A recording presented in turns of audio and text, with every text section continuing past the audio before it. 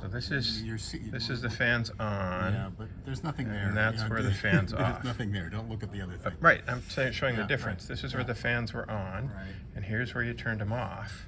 Right. And that looks like that clears it up. We're still getting signals Right. that are strong. We don't know what that is. That could be some real strong thing. Okay, so that's so turn the fans on again. Yeah, Let's see them come back. Good choice.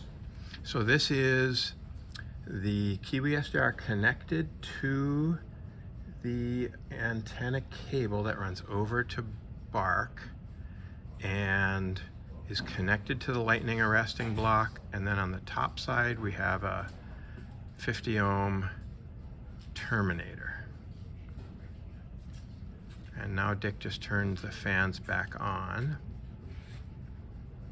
They're coming up to speed. Yeah, starting. You probably turned them on around there. Right, yeah, and it's coming back. Definitely. It takes a moment for the fans to, they're only running at 5%. It takes a little while for them to get up to speed. Yep, there it is.